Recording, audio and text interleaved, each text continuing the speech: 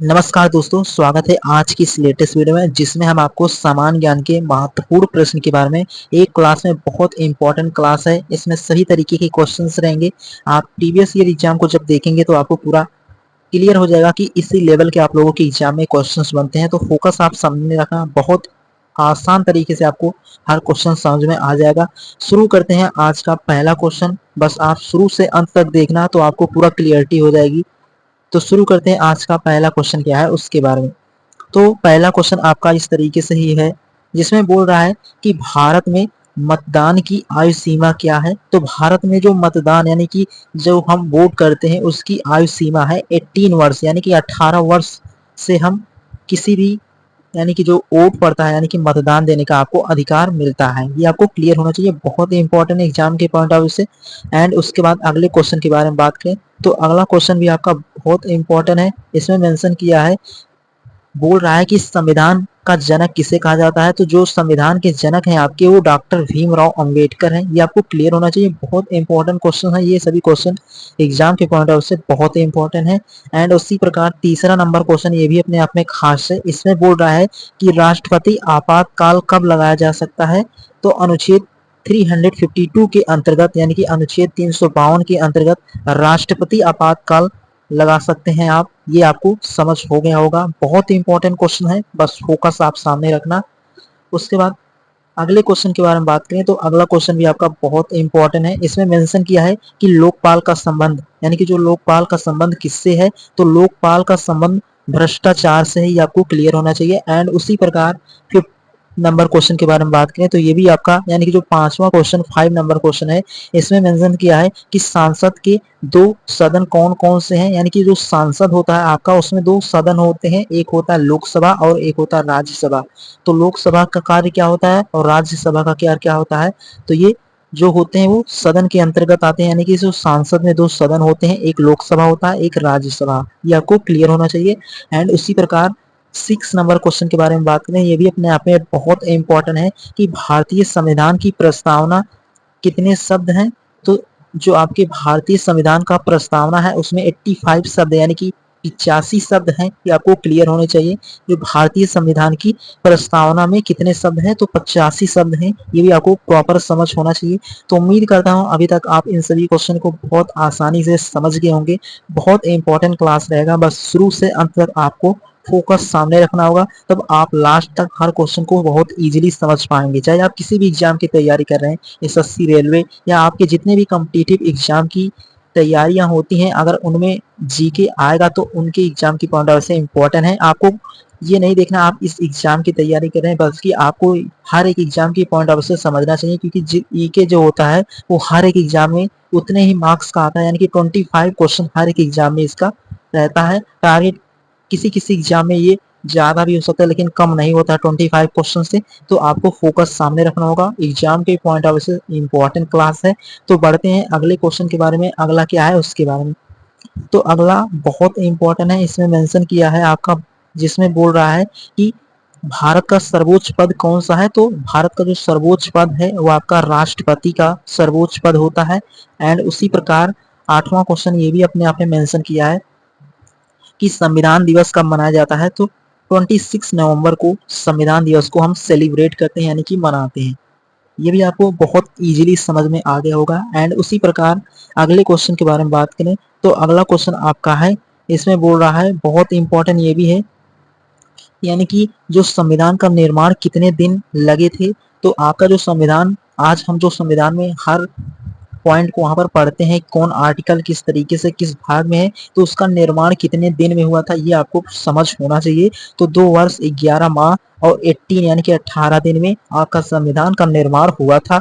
तो इस तरीके से उसको उसके जो जनक है उनके बारे में आपको हम इस क्लास में डिस्कस किया है। तो उसके जो जनक है वो डॉक्टर भीमराव अंबेडकर। तो इस तरीके से आपको यहाँ तक सभी क्वेश्चन बहुत आसानी से समझ आ गया होगा, बहुत ही इंपॉर्टेंट है। एंड उसके बाद बढ़ते हैं अगला क्वेश्चन क्या है उसके बारे में। तो अगला क्वेश्चन भी अपने आप में खास है, इसमें मेंशन किया है कि भारतीय गणराज्य की स्थापना कब हुई थी। तो 26 जनवरी 1950 को, यानी कि 26 जनवरी 1950 को भारतीय गणराज्य की स्थापना हुई थी, ये आपको प्रॉपर समझ होना चाहिए। एंड उसके बाद 11th नंबर क्वेश्चन के बारे में बात करें, ये भी अपने आप में बहुत इंपॉर्टेंट है कि पानी का जो रासायनिक सूत्र होता है, नॉर्मल लाइफ में आप इनका डेली यूज करते हैं तो इसका रासायनिक सूत्र भी आपका पता होना बहुत जरूरी होता है, यानी कि आपको क्लियर भी होगा कि जो पानी का रासायनिक सूत्र होता है वो H2O, जिसको नहीं पता होगा वो भी सीख जाएगा, क्योंकि कुछ चीजें आपको नहीं पता रहती हैं तो उनके बारे में आपको समझ होना चाहिए। ऐसा नहीं होता है कि जिनको पता है सबको पता होना चाहिए, ये आपको क्लियर हो गया होगा, ये भी बहुत इंपॉर्टेंट है। एंड उसी प्रकार 12th नंबर के बारे में बात करें तो ये भी अपने आप में बहुत इंपॉर्टेंट है। इसमें मेंशन किया है कि मनुष्य के शरीर में सबसे बड़ी हड्डी कौन सी है, तो मनुष्य की शरीर में सबसे बड़ी जो हड्डी है वो है जांग की हड्डी, लेकिन उसका नाम क्या होता है, तो फीमर। ये आपको प्रॉपर समझ होना चाहिए, बहुत इंपॉर्टेंट है, जीएस के पोर्शन से क्वेश्चन है। तो इस तरीके से आपको दिख रहे होंगे पॉलिटी के हमने डिस्कस किए, ये जीएस का चल रहा है, तो इस तरीके से आपका हर तरीके के क्वेश्चन इसमें मेंशन है। आप शुरू से अंत तक रहेंगे तो आपको समझ आ जाएगा। एंड उसके बाद अगले क्वेश्चन के बारे में बात करें तो अगला क्वेश्चन आपका बहुत इंपॉर्टेंट है, सीधे एग्जाम में पूछे जाने वाला क्वेश्चन है कि प्रकाश की गति यानी कि निर्वात में जो होती है वो 3 × 10⁸ मीटर प्रति सेकंड, यानी कि ये प्रकाश की निर्वात में गति बोल रहा है, ये आपको क्लियर होना चाहिए। एंड उसी प्रकार 14 नंबर क्वेश्चन, ये भी अपने आप में बहुत इंपॉर्टेंट है। इसमें बोल रहा है पृथ्वी सूर्य के चारों ओर कितने दिनों में घूमती है, तो 365 यानी कि 365 दिन पृथ्वी जो होती है वो सन के चारों तरफ क्या करती रहती है, घूमती रहती है, आपको क्लियर होना चाहिए, बहुत इंपॉर्टेंट है। एंड उसी प्रकार अगला क्वेश्चन आपका जो है वो 15 नंबर, ये भी बहुत इंपॉर्टेंट है।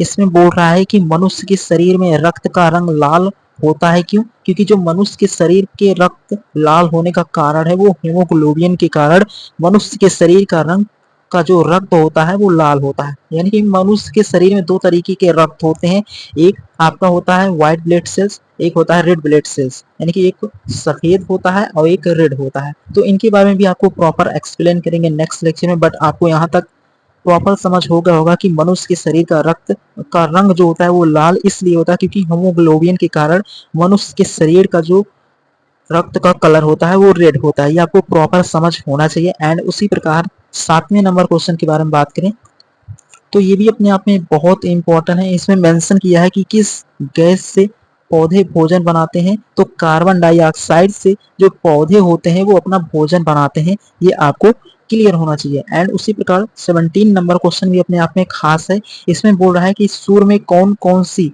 गैस मुख्य रूप से होती है, तो हाइड्रोजन और हीलियम, ये आपको बहुत इंपॉर्टेंट ये भी था, ये आप समझ गए होंगे कि जो आपका सन होता है उसमें मुख्य रूप से दो गैसेस उपस्थित होती हैं, एक हाइड्रोजन होता है एक हीलियम, ये आपको प्रॉपर समझ होना चाहिए, ये आप बहुत इजीली समझ गए होंगे, ये आपको बहुत आसानी से समझ आ गया होगा। एंड उसी प्रकार 18 नंबर क्वेश्चन अपने आप में खास है, ये भी इसमें मेंशन किया है कि एंड अगला क्वेश्चन आपका बहुत इंपॉर्टेंट है जो है 18वां क्वेश्चन। इसमें बोल रहा है कि बिजली का आविष्कार किसने किया था, तो बेंजामिन फ्रैंकलिन ने बिजली का आविष्कार किया था, ये आपको प्रॉपर समझ होना चाहिए, बहुत इंपॉर्टेंट है एग्जाम के पॉइंट ऑफ व्यू से।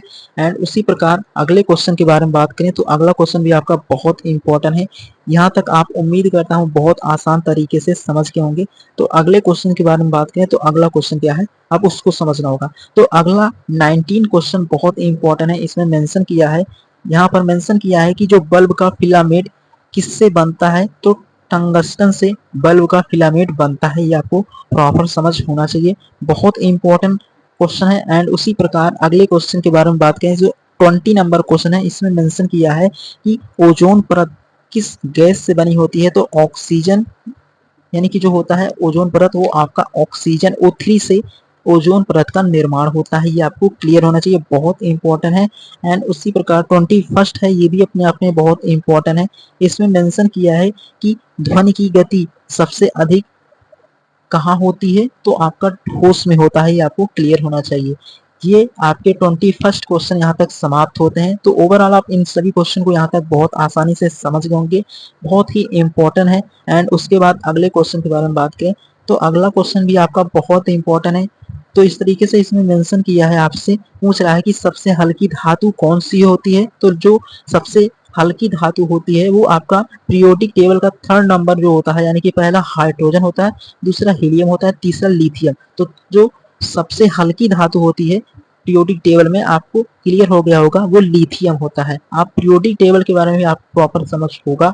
इस तरीके से उसका जो तीसरा है वो आपका लिथियम, यानी कि इसका परमाणु क्रमांक 3 होता है और ये सबसे हल्की धातु भी होता है, वो होती है लिथियम। ये आपको प्रॉपर समझ हो गया होगा। एंड उसी प्रकार 23 के बारे में बात करें, इसमें पूछ रहा है कि पानी कब उबल, यानी कि जो पानी उबलता है उसका बिंदु कितना होता है, तो 100 डिग्री सेल्सियस पर पानी आपका उबलने लगता है। ये भी आपको प्रॉपर समझ हो गया होगा।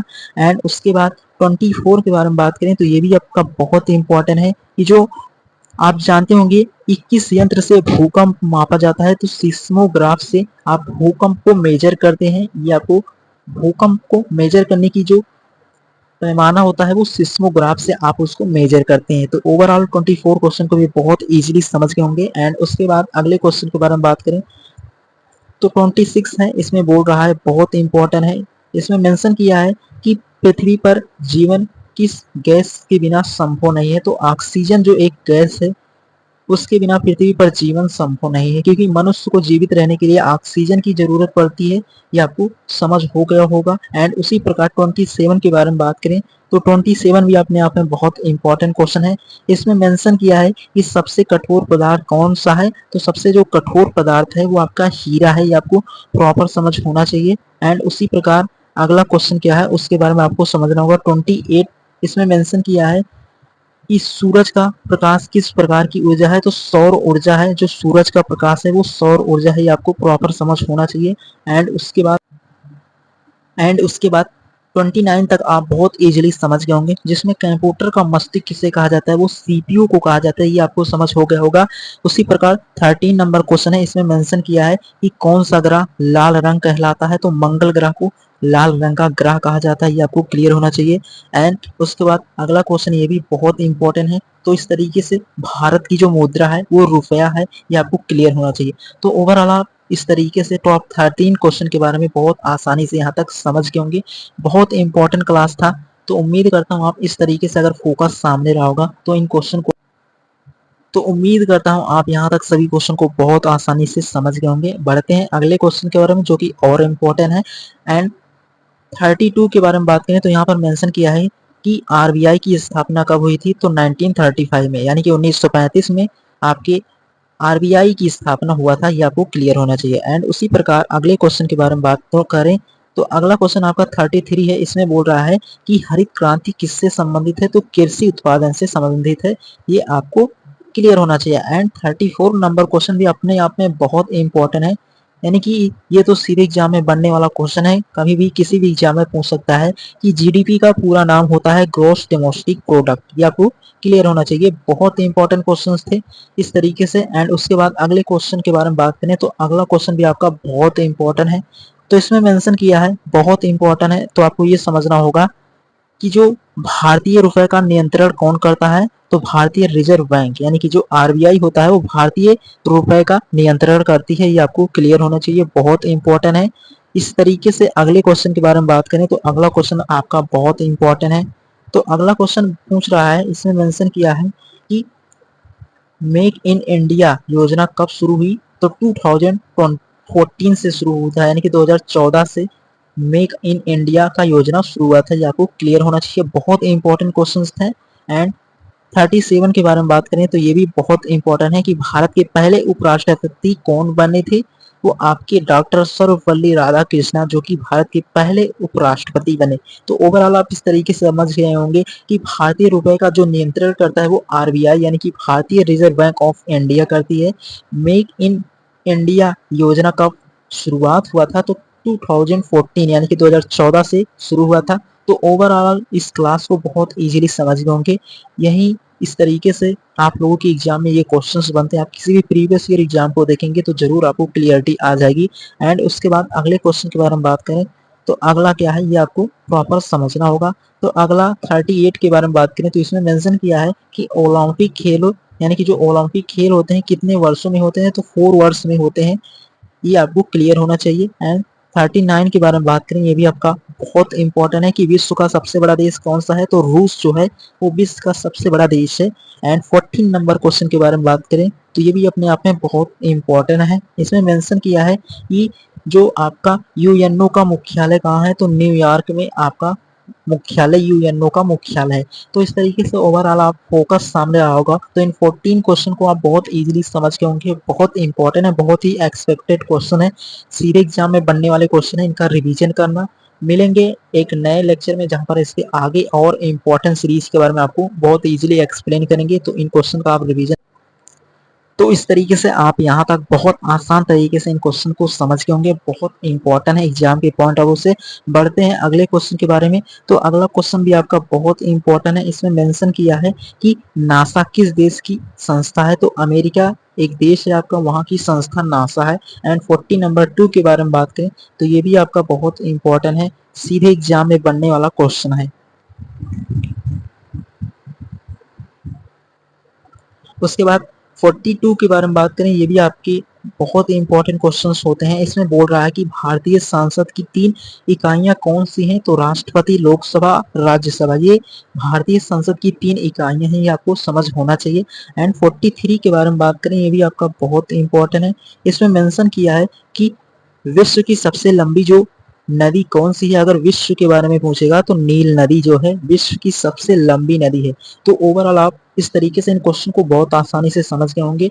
बहुत ही इंपॉर्टेंट क्लास था, आपको अगर फोकस सामने रहा होगा तो हर समान तरीके से क्वेश्चन आप समझ गए होंगे। बहुत ही इंपॉर्टेंट था।